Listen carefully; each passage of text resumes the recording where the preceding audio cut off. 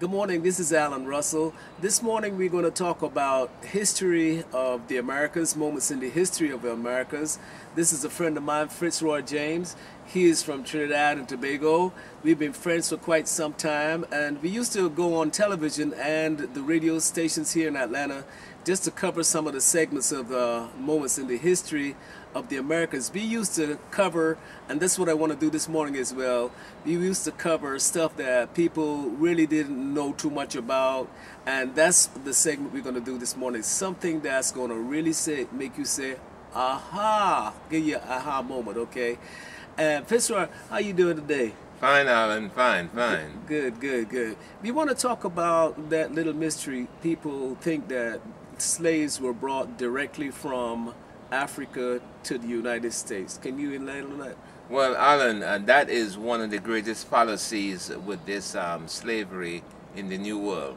A lot of people think that the European went straight to Africa, picked up the Africans in the slave ships, and brought them to America.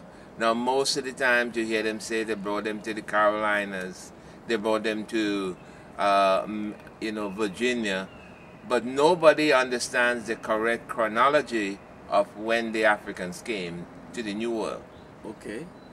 I'm sure you're going to throw a little light on that. Yeah, what happened was, a lot of people don't understand that the Africans were in the Americas 120 years before the first one landed in Jamestown, Virginia. So when you say Americas, what do you mean?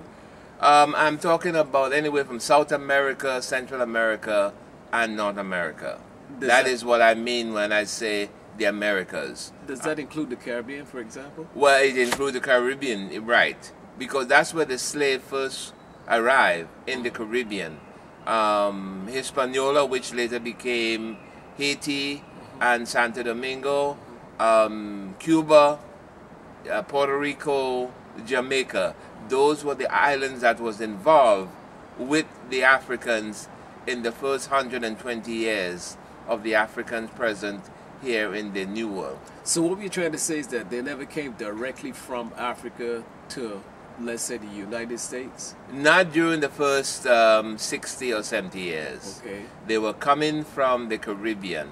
Remember, there was another mini slave trade of the Caribbeans, of the slaves in the Caribbean, from the Caribbean to Mexico and to Peru and Colombia.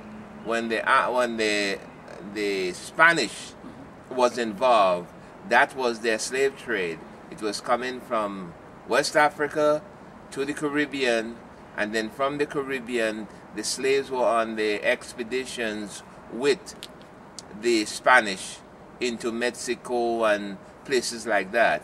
Even Florida had a little touch of the Africans there too. But the development of the slavery that we came to know from Kunta Kinte in roots was not very prominent in the first 1600s. Okay. Okay, that's very good. You mentioned Hispaniola.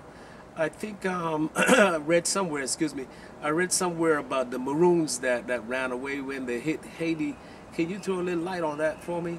All right. Then when we come to Maroons, a lot of people are of the opinion that Maroons are a tribe from Africa, or is a special tribe from Africa. They even go on to create a scenario of what a Maroon looked like. But that's not what it is. A Maroon is an African with an attitude. African with an attitude. He decided that he was not going to be a slave, and therefore he ran away from the plantation and lived off the land.